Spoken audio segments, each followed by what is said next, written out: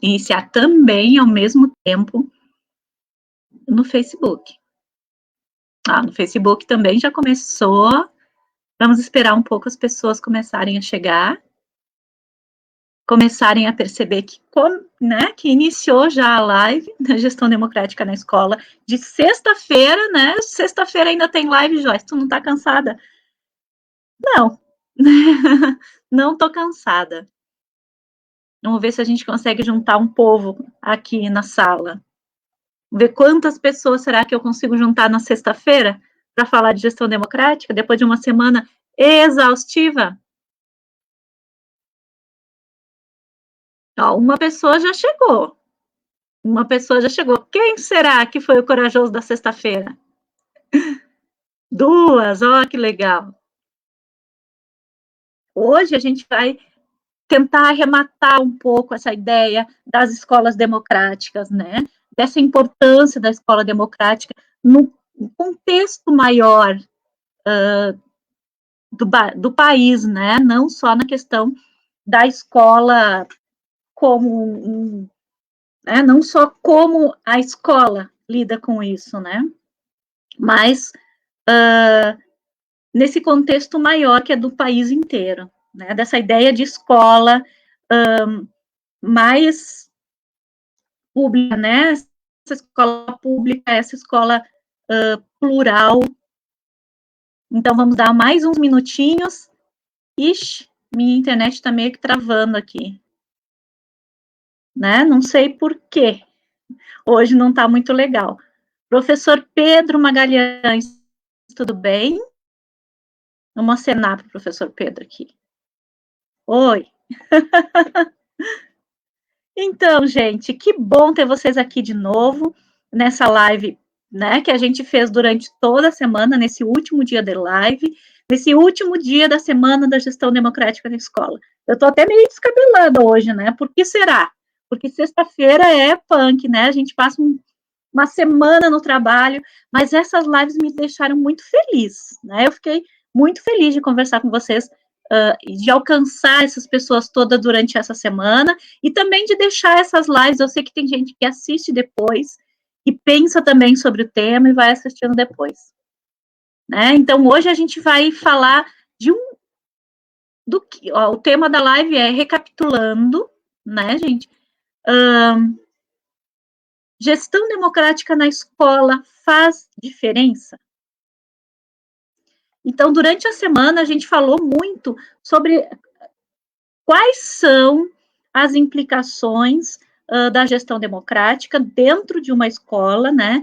A gente falou da comunidade, desse engajamento da comunidade, a gente falou também das percepções individuais das pessoas que participam da comunidade, mas aí a gente vai pensar um pouquinho na educação pública, na sua essência, né? Oi, Lé, tudo bem? A educação pública na sua essência, né? Se a gente vai puxar lá a LDB, ela diz que a educação pública no Brasil, ela deve ser gerida pela gestão democrática. E aí, o que a gente pensa quando pensa em gestão democrática logo de início? Assim, a gente pensa em eleição de diretores, né? Conselhos escolares, grêmio estudantil, essas instituições que já são marcadas e que já existem há bastante tempo, né? Mesmo que a gente, às vezes, mesmo que a gente não tenha muitas escolas ainda funcionando direitinho isso tudo. Mas quando a gente pensa na educação pública, o que é a educação pública? Ela é um bem, né? Um bem público. A educação pública é um bem de todos os brasileiros, não só das pessoas que utilizam a escola pública, mas sim é um bem nacional. Quando a gente pensa sobre isso, a gente vê que ultimamente, e cada vez mais, a escola pública está sendo meio achatada, né? De todos os lugares, por todos os meios. E esse achatamento da escola pública, né, causa, principalmente nos professores, né, uma descrença também na sua própria função dentro da escola. Afinal de contas, o que a gente está fazendo nessa escola pública? A gente está tentando salvar o quê? A gente está tentando fazer o quê na escola pública? Então, pensar, na maioria dos debates de escola, de chão de escola, a gente não consegue ver o cenário maior que a educação pública no país todo. E a gente não consegue entender a educação pública como um direito do cidadão. Né? A educação não é um dever. A gente sempre pensa assim, os pais têm que colocar os filhos na escola, os filhos têm que ir para a escola obrigatoriamente, então isso é um dever. Não, é um direito. Entendendo a educação pública como um direito do cidadão, a gente começa a ver maior amplitude do poder dessa escola. Outro dia eu falava, e repito várias vezes, essa escola pública dentro dessa comunidade, né? Essa escola que está ali há gerações, essa escola em que estudou o pai, a mãe, o filho, o avó, às vezes, né? Que vai estudar o neto, essa escola que vai ultrapassando naquele bairro todas as gerações. Né? Como é que a gente entende? Será que a gente entende essa dimensão na escola quando a gente está lá trabalhando? Porque o professor trabalha ali um tempo. Essa discussão vem para dentro da escola, essa discussão é feita com vocês que estão na escola pública, essa discussão transgeracional, né, dessa escola que acompanha a comunidade. Eu acho que não, eu acho que é muito pouco feito, né? A discussão que é feita geralmente é essa discussão de estar no lugar ali, né, de educar aquelas crianças, não de construir um conceito, uma cultura em volta daquela comunidade, daquela escola. E aí a gente perde um pouco essa ideia de que a educação é um bem público. E aí a gente muito facilmente aceita os argumentos que as pessoas têm da privatização da educação. É impossível que vocês não tenham visto há esses meses por aí, esse tema voltando e voltando e voltando para a discussão da privatização da educação, né? Boa noite, Flávia, boa noite, Edmar, que também disse ali no Face um boa noite, a Flávia está aqui no Instagram.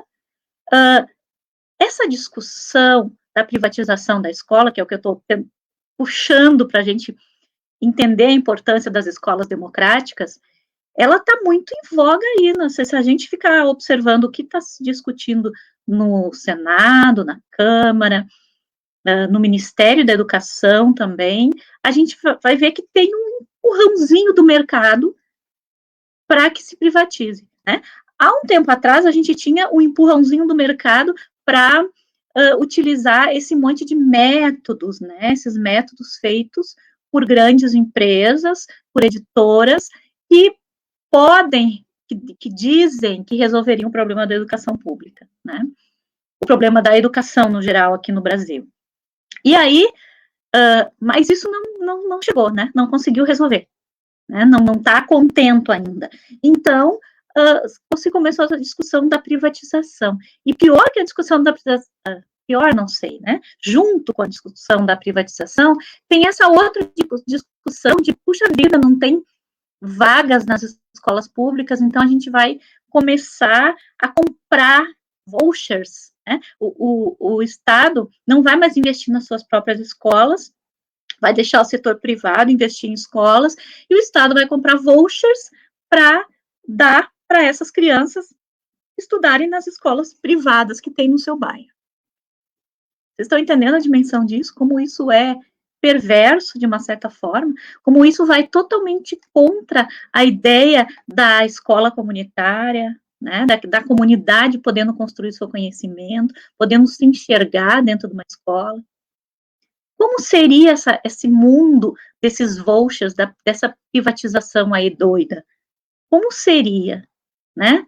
Porque não ia ter igual, não ia ter escola privada para todo mundo, né? Então, algumas crianças receberiam vouchers para estudar em escolas privadas, outras continuariam na escola pública.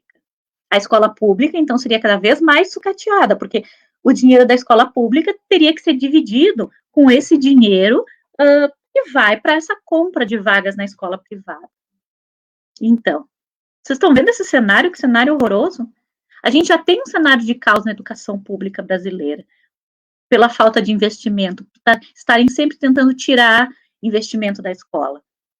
E aí, junto com isso, a gente vai, junto com essa falta de investimento, a gente ainda vai ter esse outro ladrão, esse cano ladrão que vai sugar mais dinheiro da escola pública para fora, né? E aí, como a gente, nós professores de escola, nós gestores, o que a gente pode fazer em relação a isso? Nada, será? Será que a gente, então, vai ficar, assim, alheio a isso, fazer de conta que não é com a gente, que a maior parte do tempo, eu penso que os educadores e os gestores ficam nesse tema, né, fazendo de conta que aquilo que está se discutindo lá, nas cabeças, no Senado, na Câmara, não vai atingir a gente. E a gente fica vivendo nessa bolinha, assim, que a gente cria, né. E nesse momento de pandemia, é o momento que essas forças atacam, né, cada vez mais. Olha a Flávia colaborando aqui. Há muitos cortes e congelamentos de verbas. Em relação à educação inclusiva, houve e há um movimento perverso de retrocesso para tirar a obrigatoriedade do público do AEE na escola regular. É isso? Né? Esse é um outro movimento, são vários. O movimento do homeschooling, o que é? Né? Educar em casa. É mais uma porta para a gente chegar e tirar, né, da escola pública. Mas deixa eu continuar um raciocínio que eu estava fazendo. Então, o que vai acontecer? Não vai ter escola privada para todo mundo, né? Vai ter uma escola pública mais sucateada ainda, e aí aqueles alunos, aparentemente, seriam melhores alunos, eles vão escapar para essas escolas privadas que não vão ser as melhores. A gente tem essa ilusão, nossa, nossos melhores alunos vão para a escola privada. Não, gente, eles não vão ir para as melhores escolas privadas, vão para essa escola privada que também é sucateada, né? E vão começar a surgir cada vez mais escolas privadas que não são de boa qualidade também, né? Porque é uma coisa que me chamou muita atenção, por exemplo, aqui no Rio Grande do Sul, aqui em Novo Hamburgo, a gente não tem escolas de ensino fundamental privadas que não sejam grandes escolas confessionais, né? Ligadas ou a uma universidade ou ligadas a uma igreja, a uma instituição, né? A gente tem ligadas à Igreja Católica, à Igreja Evangélica, à Igreja Luterana, né? Ou à universidade, mas essas escolas não vão dar conta desses vouchers. Então, o que vai acontecer? Vai abrir um monte de escolinha por aí. E aí, eu e minha amiga e mais alguém, né, vamos formar uma escola. E aí, quem é que vai controlar também essa qualidade? Então, isso é trocar 6 por meia dúzia, além de haver uma distinção dentro dessas escolas entre os alunos que vêm de voucher, né, que são pagos pelo Estado, que tem essas vagas compradas, os de bolsa, com os alunos pagães.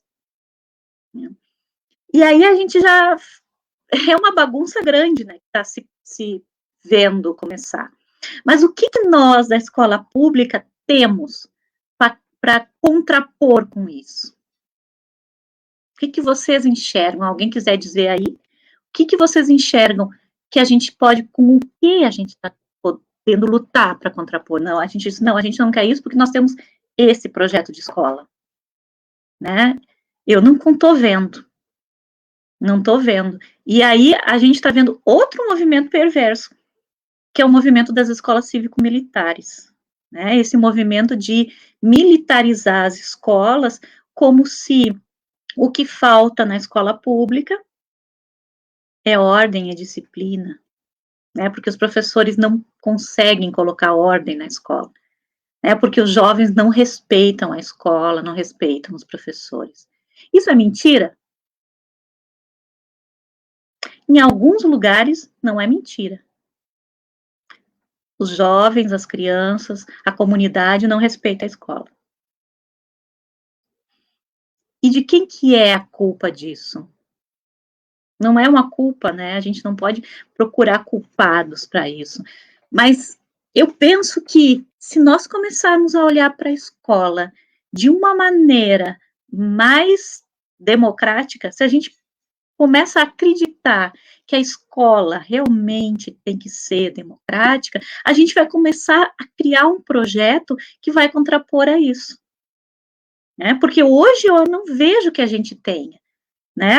As pessoas dizem assim, a escola é bagunçada, a escola é isso, a escola é aquilo, então nós vamos ter escolas cívico-militares ou a gente vai ter a privatização das escolas. São movimentos. E do outro lado, do nosso lado de cá, qual é o movimento? Em torno do que nós estamos nos unindo para dizer não? Essa escola pode contrapor a tudo que vocês estão nos mandando aqui. A gente diz assim, não, a escola pública, mas a escola pública, sozinha, né? A escola pública não é a escola pública. A escola pública são muitas, né? Muitas maneiras de fazer escola pública pelo Brasil e não interligadas. Interligadas com o quê? E é aí que eu fico pensando que esse movimento das escolas democráticas, que deveria, esse movimento, né, eu estou lançando um movimento agora, mas é o que eu digo, esse conceito da escola democrática deveria ser fortalecido na gente, nós professores, deveria ser fortalecido na comunidade e serviria com certeza para contrapor esses movimentos mais duros, mais conservadores, mais perversos, que a gente está vendo serem impostos na escola, e se aproveitando desse momento tão frágil, que é esse momento de pandemia. Então, eu tenho esse pensamento, principalmente por causa da experiência da Dolfina, que já contei ontem para vocês como é, né? Essa história da Dolfina, ela fez nascer em mim, eu acho que também nas pessoas que trabalham lá, essa crença, né, de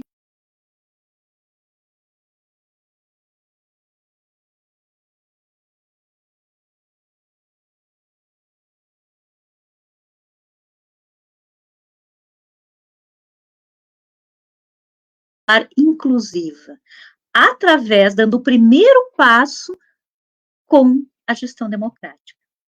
Vamos ver o que vocês estão falando aí. Jonathan Falkowski. Boa noite, Joyce. Em Parobé, a gestão democrática está sendo atacada, uma vez que o prefeito criou um projeto a nível municipal para terminar com a eleição de diretores. Pois é. Pois é, que coisa ruim, né? E aí eu fico pensando, nossa, é bem ruim isso, né? Que azar que vocês têm lá em Parobé. E tem que existir uma luta contra isso, né?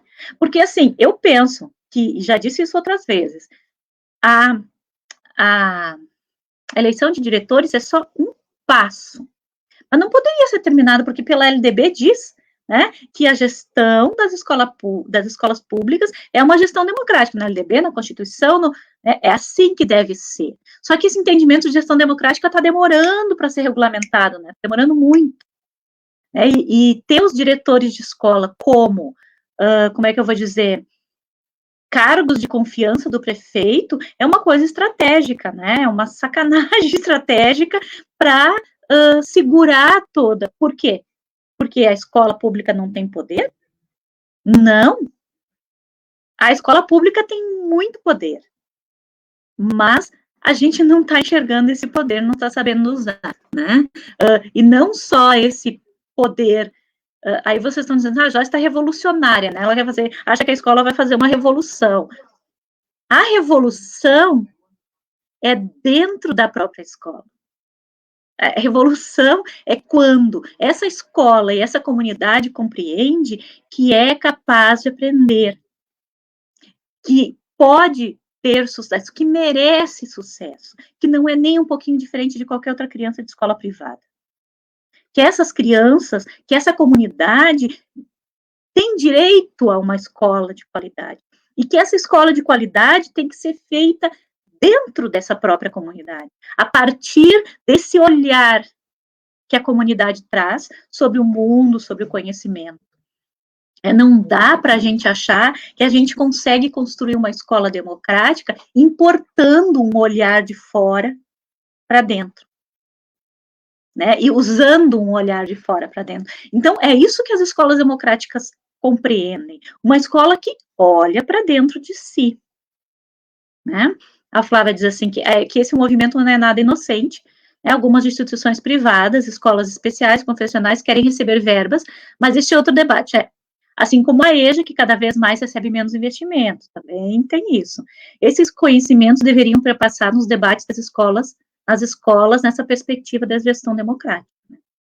Eu acho, mas existem esses debates dentro das escolas, por isso que eu estou falando sobre isso, por isso que eu fiz essa semana da gestão democrática, que eu estou usando esse tempo para conversar com vocês, que eu estou repetindo esse tema.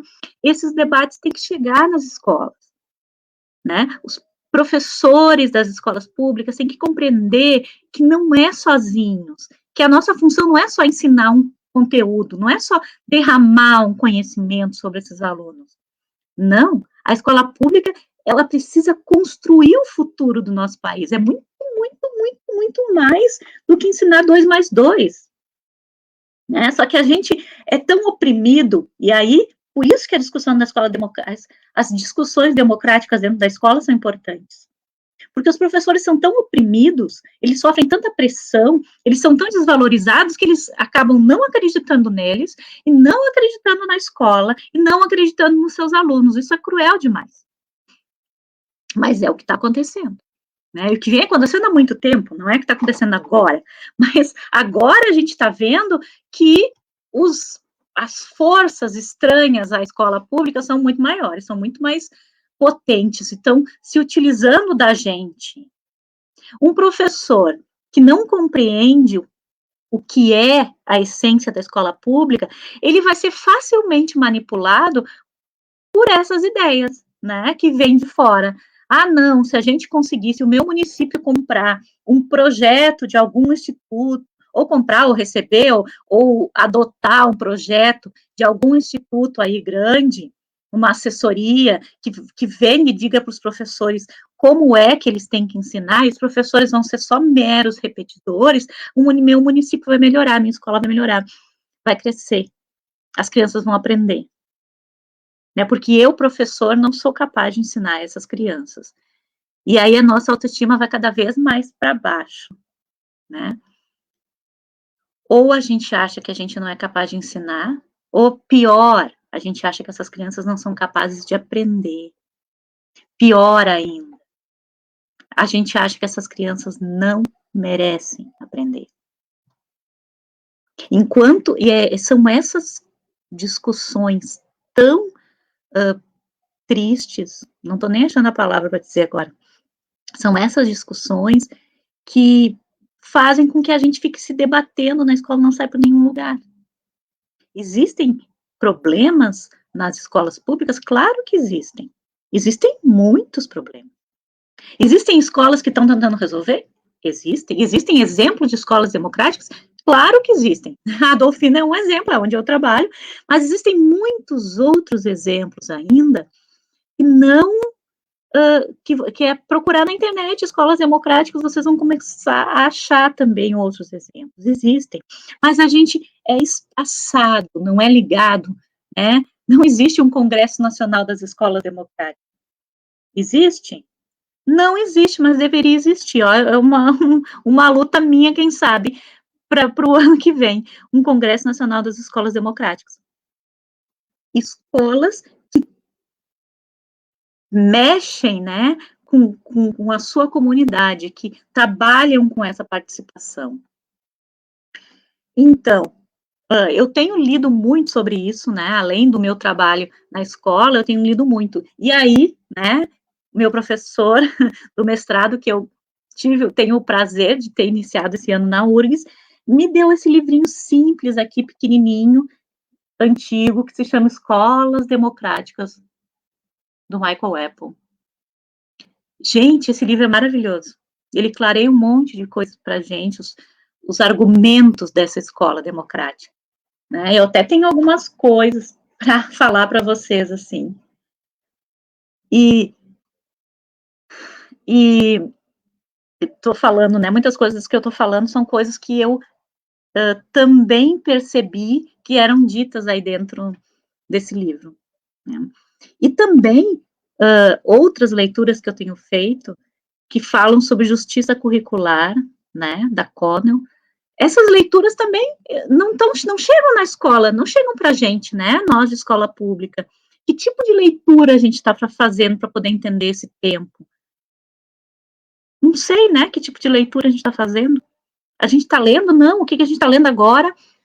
Como eu falei lá na primeira live, o que a gente está lendo agora é sobre método, sobre ensino híbrido. O que a gente fez antes da pandemia, implementar a BNCC. O que a gente fez antes da pandemia, sei lá, implementar uma outra coisa, diretrizes curriculares. A gente está sempre implementando coisas na escola, mas pensar realmente, profundamente, sobre o que é que a gente está fazendo, qual a função da escola, isso aí não, essa coisa mais, esse pensamento mais filosófico precisa existir primeiro.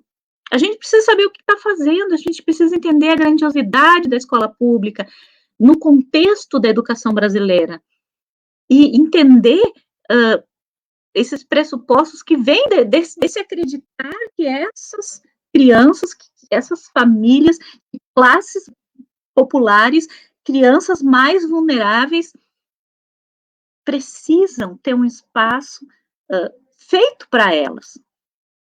Né? Não dá para a gente copiar, então, um modelo que não vai atingir os nossos alunos. E a gente tem que começar a olhar para essas crianças desfavorecidas e ficar pensando para essas classes populares o que é, afinal de contas, que eles pensam sobre o mundo. E colocar esse pensamento para cima. É isso que fala da justiça curricular também. Né? Hoje a gente fala tanto de racismo. E eu vou dizer assim para vocês, no ano passado, dentro da Dolfina, a gente fez uma discussão grande sobre racismo estrutural, né, sobre direitos humanos, e eu fico me perguntando quantas de nós que participamos dessa discussão mudamos um pouco a nossa maneira de falar. Uma coisa simples, por exemplo, a gente fala até hoje, e a gente continua falando, os escravos, né? O Brasil teve muitos escravos. Não é verdade. Os negros eram escravos. Não. Eles foram escravizados. Eles foram... Porque quando eu digo, os negros foram escravos, tantos anos de escravidão, eles foram escravos, eles são escravos, eles eram escravos. É como se a escravidão fosse intrínseca à pessoa negra, ao homem e à mulher negra. É como se a escravidão estivesse dentro deles. E aí a gente fala, puxa, foram escravizados, que pena. Oxe, que pena. Né? Mas só o fato da gente mudar um pouquinho a palavra, aí a gente dizer, não, o povo negro foi escravizado. Ele foi transformado em escravo. Ser escravo não é a essência deles. Só falar isso diferente já causa um pensamento, um sentimento diferente. Um entendimento diferente. Mas nem mesmo lá, nem mesmo onde a gente estuda sobre isso, quantos de nós mudaram essa fala? Ou acharam que era importante mudar essa fala? A gente fica falando, o pessoal do movimento negro fica trabalhando, fica falando, fica discutindo, e fica tentando levantar essa ideia, essa temática, e a gente ouve e diz assim, vamos ouvir, né? Isso. Como é cruel, né? É a mesma coisa dos índios. A gente fala nos índios, né? Os índios. E aí alguém um dia me disse, os povos originários. Para mim mudou totalmente a concepção. Não, eles não eram um estorvo que estava aqui quando os portugueses chegaram. Não, eles eram os povos originários. Eram eles que estavam aqui e os portugueses vieram e invadiram tudo. É a mesma coisa da descoberta do Brasil. Quanto tempo a gente ainda vai ficar dizendo que o Brasil foi descoberto, não invadido? Porque se tem um lugar onde as pessoas já estão vivendo, já estão morando, já estão existindo, já tem sociedade constituída, e outro povo entra, ele descobriu ou ele invadiu? E essas discussões antigas, já faz tempo que a gente sabe disso, elas não chegam dentro da escola. Não chegam dentro da escola pública com potencial de mudança. E aí agora a gente ainda enxerga, não sei se vocês tiveram essa maravilhosa notícia, que a pessoa responsável que está sendo agora colocada no Ministério da Educação para ser responsável pelo livro didático, é uma pessoa que quer tirar, quer colocar o criacionismo dentro dos livros didáticos. Criacionismo, gente. Mais um pouquinho a gente está tendo livro didático dizendo que a Terra é plana. Só mais um pouquinho. E nós aqui, a gente está assistindo isso achando, sem se dar conta, né, preso nesse turbilhão, né?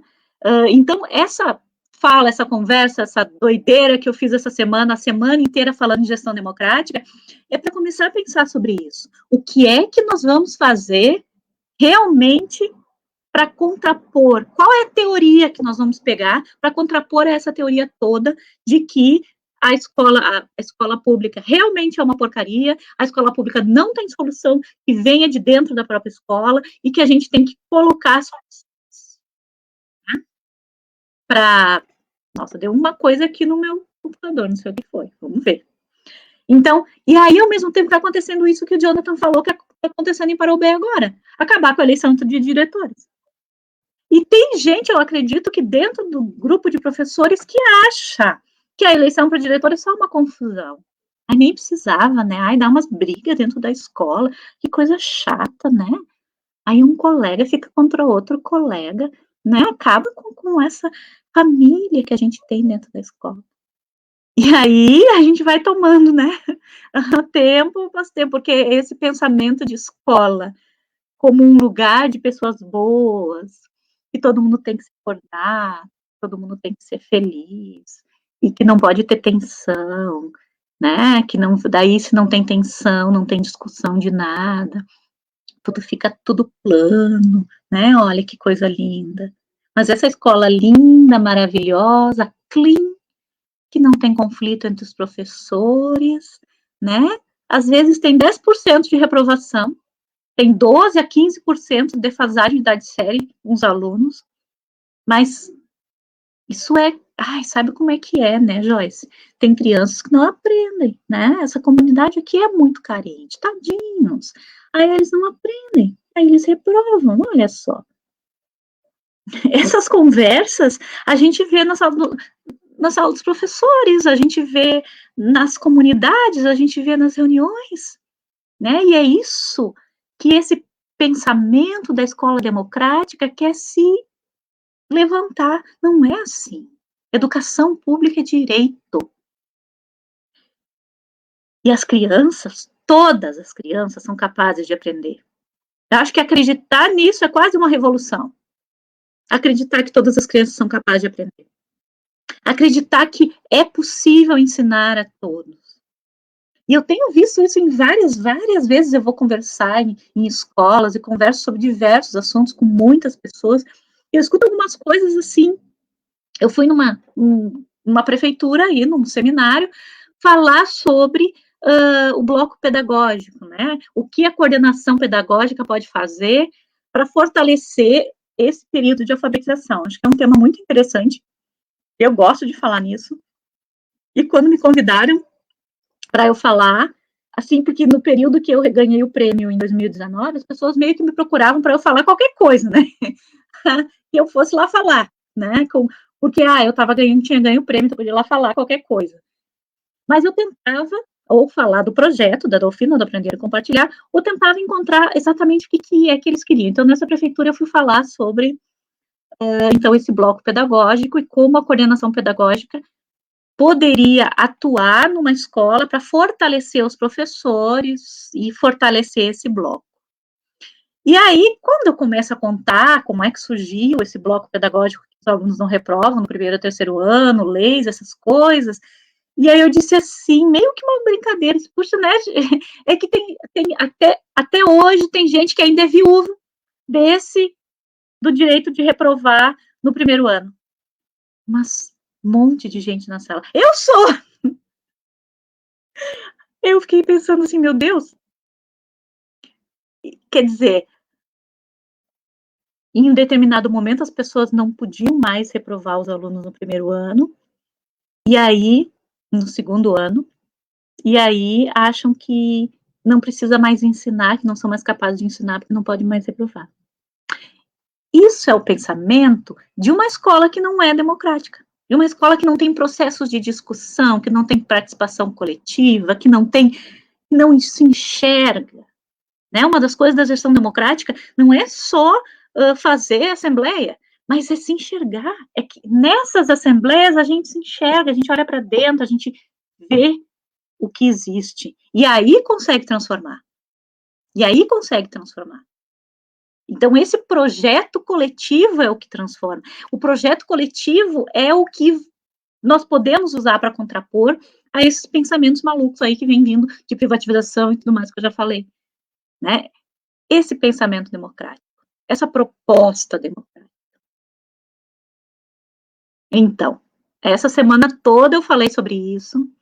Estou muito feliz que vocês estejam aqui de novo, né, na sexta-feira, me ouvindo falar, e eu não pago imposto para falar, negócio bastante de falar, falo para uma, para duas, para 10, para quantas pessoas tiverem, e porque é aquela coisa, a minha gotinha no oceano, né, a minha gotinha, né, então eu posso dizer para todos vocês que estão me ouvindo, que se me convidarem para conversar na escola de vocês, para dar um toque, para sugerir material, né, para dizer quais das lives que eu já fiz poderiam se encaixar naquilo que vocês estão querendo discutir na escola, podem me chamar, né, podem me chamar, porque isso é o meu caminho pessoal, eu acho, né, que é a minha senda pessoal, é falar das escolas democráticas, é discutir essas possibilidades de democracia dentro da escola, o quanto essa democracia na escola vai fazer com que a escola pública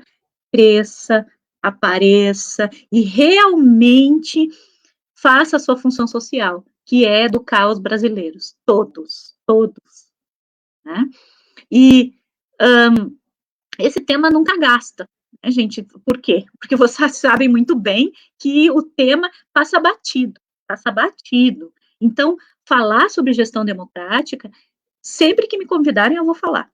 Né? E aí, aqui nas minhas lives, eu falo sem convite, né? Eu mesmo me convido, eu mesmo falo, e eu fico bem feliz que vocês venham aqui ouvir e que divulguem, né, esse tema. É quando alguém na escola de vocês estiver pensando assim, sobre o que a gente podia falar, né? Escolas democráticas, né? Vão jogando, vão falando, vão dando esse tom. E aí, eu acho que com o tempo, eu espero que quanto mais gente eu conseguir agregar esse tema, mais forte vai ficar esse pensamento e mais mudanças a gente vai poder fazer. Né? Quem sabe aí ano que vem não sai o Congresso Nacional das Escolas Democráticas, né? Esse congresso que vai mexer aí com o Brasil todo para ficar pensando nisso. Né? Quem sabe um grande sindicato ou uma grande entidade se dá conta que é disso que a gente tem que falar e começa a agregar pessoas para falar sobre esse tema. Por enquanto, eu estou aqui na Semana da Gestão Democrática, recapitulando tudo isso, né? Ó, aqui ganhei um outro comentário, professor Marques. Olá, admiro muito o teu trabalho na Delfina. Não sei se você já falou sobre. Com que idade você acha que uma criança pode participar de uma eleição para diretores também com voto? Ai, da eleição para diretores, depende, eu vou te dizer que depende do processo dentro da escola, né? Por quê? Porque a eleição para diretores, ela é diferente de assembleia de escola, né? Assembleias e processo democrático dentro da escola, eu acho que as crianças podem participar desde que entram na escola, né? A gente faz, nossas crianças entram aos 4 anos, eles chegam ali aos 4 anos. Eles poderiam votar aos 4 anos já para eleição? Eu acho que poderiam. Por quê? Porque o que a gente pensa, né? É que, assim, essa coisa da eleição de diretores é uma coisa de adultos. É uma coisa de adultos. É uma lei feita por adultos e o pensamento que a gente tem, que embasa essa lei, é um pensamento de adulto. E o adulto, naturalmente, pensa que a criança não tem capacidade para escolher nada que seja muito importante. Então, a gente não vai dar poder de voto para essas crianças. Por quê? Porque a gente não acredita que eles tenham capacidade de votar. Então, a gente deixa essas decisões, grandes decisões, para adultos. Então, os pais votam, os professores votam, e os alunos um pouco maiores votam. não é? Então, eu não sei muito o que responder para ti sobre isso, porque eu teria que pensar, né? Essa pergunta nunca me foi feita. Mas dependendo de como é o processo, eu acho que todas as crianças que estão na escola poderiam votar. Mas como é que esse processo é construído também, né? Tem gente que diz assim, e aí que diz assim, a eleição, eu falei disso antes, mas vou retomar, né? A eleição só separa as pessoas na escola, cria nichos, cria panelinhas que vão lutar uns contra os outros. Por que que acontece isso, gente? Quando a única coisa democrática, ou pseudo quase democrática daquela rede é a eleição para diretores, aí realmente a eleição vai se transformar numa luta de poderes. Né? Porque não é. A eleição é, como eu disse antes, a eleição para diretores é o primeiro passo para uma proposta de escola democrática. É um passo. Não sei se é o primeiro, nem sei se é o primeiro, mas é um passo apenas. E é um passo que lida com os adultos. Né? Então, o que, que a gente tem nessas escolas? A gente tem adultos que não vivem democracia dentro da escola. Nós temos uma escola que não é a escola da participação coletiva. É uma escola que elege um diretor para ser rei. Essa escola não faz. Então, essa gestão democrática, essa eleição que está sendo feita nessa escola, tanto faz, fazer ou não fazer. Né? Porque daí são realmente grupos lutando uns contra os outros para eleger o rei. Qual grupo vai ter poder sobre o outro grupo? Diferente de uma escola em que existe uma participação coletiva. Por exemplo, na Adolfina, né? Eu não enxergo lutas sangrentas, como dizem que acontecem, em momentos de eleição. Eu enxergo uma coalizão das pessoas. Quem é a melhor pessoa para nos guiar agora? Quem vai ocupar melhor esse lugar? Essa é a discussão que tem que ser feita. Então, as pessoas se colocam, não, eu acho que eu vou ocupar melhor esse lugar, a outra diz, eu acho que eu vou ocupar melhor esse lugar, e a gente deixa as pessoas pensarem e escolherem, né? E aí eu acho que colocar crianças muito pequenas nessa luta dura de egos, que acontece às vezes na eleição, eu acho que ainda não poderiam ser muito pequenos, não. Teria que ser umas crianças ali maiores, né? Para suportar isso, né? Essa coisa meio sangrenta, que pode ser uma eleição dentro de uma escola que não é democrática, né? Uma escola que não vive a democracia. Agora, numa escola que tem um processo democrático saudável, em que todas as pessoas participam, não vejo problema das crianças bem pequenas votarem para a eleição, né? A maioria dos adultos subestima as crianças, elas são tão sensíveis. Nós devemos repensar, sim, esse ponto de idade para votar.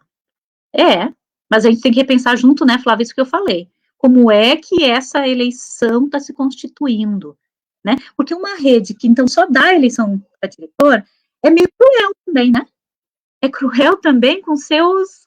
com toda a estrutura, né? Porque a eleição de diretores não é um processo democrático, é um detalhe que foi, talvez... um detalhe que foi, talvez, colocado para ganhar voto, né? Não porque a gente quer que as escolas sejam democráticas de verdade, né? Penso que para aprimorar a democracia é preciso que desde cedo se desenvolva a democracia. Concordo que você depende de cada escola, as assembleias são importantes para isso, claro, né? O processo democrático tem que estar na estrutura, na gênese da escola.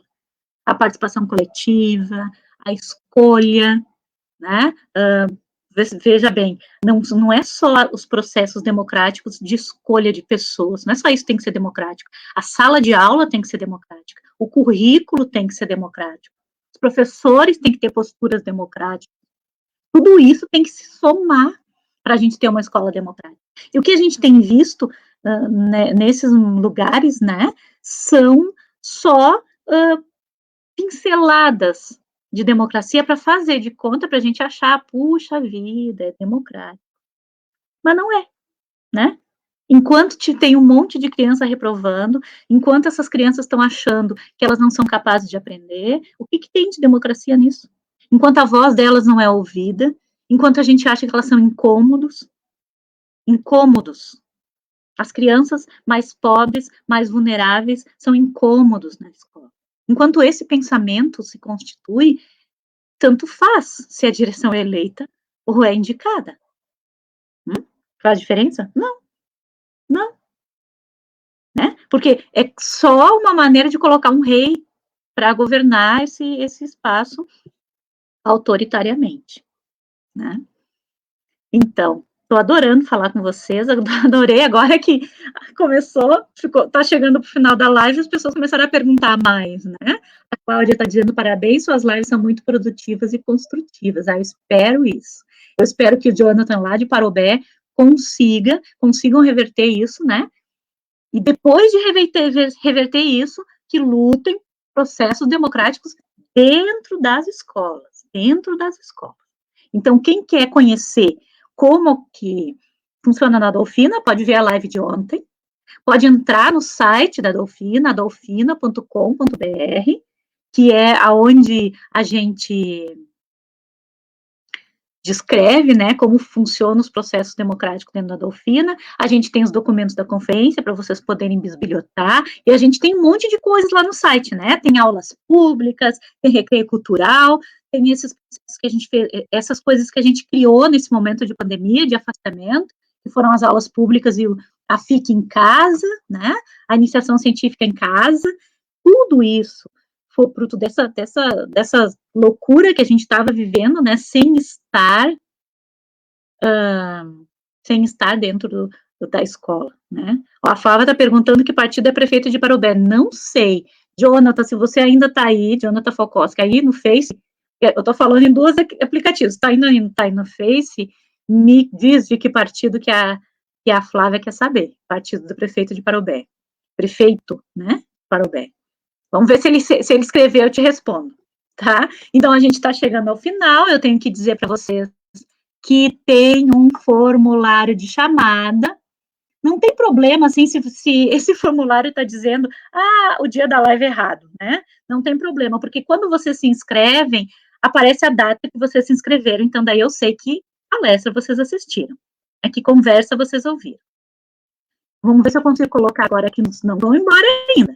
Aqui nos comentários, eu vou colocar o formulário, para quem está no Face, para quem está no Instagram, vocês sabem que toda a minha vida, vocês têm que procurar ali na bio do meu perfil. Vão ali na bio, e ali tem o formulário para receber o certificado da conversa de hoje, que eu gostaria que todos vocês ganhassem, vou fazer um certificado bem bonito, mas eu também quero que vocês me digam quem vocês são, para que quando tiverem novas lives, eu possa mandar um e-mail, possa avisar vocês, possa dizer, está começando, semana que vem vou dar uma paradinha, né, porque eu passei uma semana inteira fazendo live, não sei se eu tenho muito mais o que dizer, mas eu quero chamar meus amigos também, as pessoas que eu conheço aqui no Brasil, para falar nesse tema. Eu acredito que o ano todo eu vou retornar para o tema das escolas democráticas, e falar outras coisas também desse entorno. Então, divulguem o meu canal, curtam a minha página no Face, no Instagram e no YouTube. Eu acho que a partir de sei lá, eu acho que nas próximas lives eu vou abandonar o Face e começar a entrar no YouTube, né? E aí as pessoas curtem lá e o canal distribui também para outras pessoas que têm interesse, né? Teria umas 1000 pessoas lá no YouTube. Quem sabe vocês vão lá e curtem a minha página no YouTube. Tem um monte de live. O ano passado, nossa, eu fiz muitas lives sobre escola democrática, sobre currículo democrático, sobre autoritarismo na escola, uma conversa muito boa com a minha diretora André, autoritarismo na escola, tá tudo lá no YouTube, assim, na ordem, na sequência de lives maravilhosas sobre esse tema, sobre muitos temas da escola. A gente falou muito da Dolfina, os professores da Dolfina apareceram, ex-alunos da Dolfina apareceram para falar de democracia também. Tem uma live linda com ex-alunos da Dolfina, onde eu aprendi com eles naquela live um montão, né? Muitas coisas que eu comecei a perceber foi depois dessa live com os alunos, os ex-alunos, que foram lá para nos dizer que sim, os processos democráticos deles, os processos democráticos que eles vivenciaram dentro da Dolfina ajudaram como eles são, mas o que eles mais me diziam, o que eles retornavam sempre, é que a iniciação científica, o projeto de iniciação científica que nós temos, foi o que fez com que eles falassem. Eles falavam dessa possibilidade de escolha do que estudar, que eles têm na iniciação científica, como uma libertação do pensamento. Gente, foi lindo, lindo, lindo. Ó, o Jonathan acho que não está mais ali, não respondeu a do prefeito para nós vamos ter que pesquisar no Google, Flávio. Então, essas lives são maravilhosas.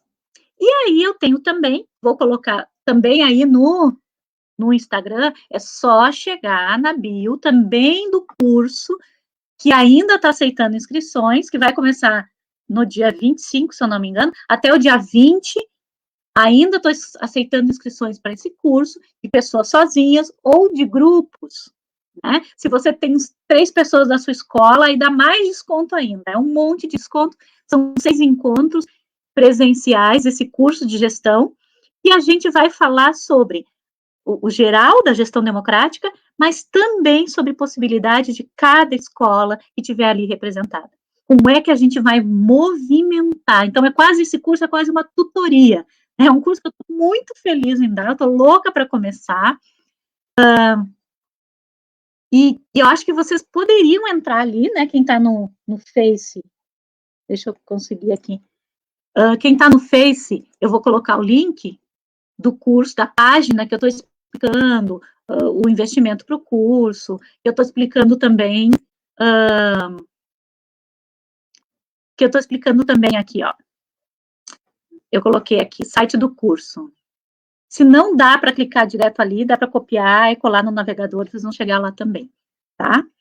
Então, um prazer imenso falar com vocês, não deixem de botar a presença de vocês de hoje no formulário para eu fazer esse certificado para quem veio essa semana, e vou organizar isso no final de semana, né, gente? Vocês não se preocupem que vão receber, mas assim, agora que terminou a semana, vou fazer uma contagem das pessoas que estavam aqui, e vou enviar, né? Estou muito feliz por vocês terem entrado aqui, terem conversado comigo sobre gestão democrática, terem ouvido tudo isso que eu tenho para dizer, e estão sabendo agora que esse papo, né, da Escola Democrática, na minha página, no meu canal, não vai morrer tão cedo. Né? As pessoas podem dizer assim, não é hora de falar nisso, é sim. Sempre é hora de falar de democracia na escola. Mesmo que a gente esteja louco tentando entender como fazer esse ensino híbrido, sim, a gente precisa falar de democracia na escola. Né? É nesse momento cada vez mais importante. Né? Retomo a dizer para vocês que estou aí na rua para conversar com quem me convidar.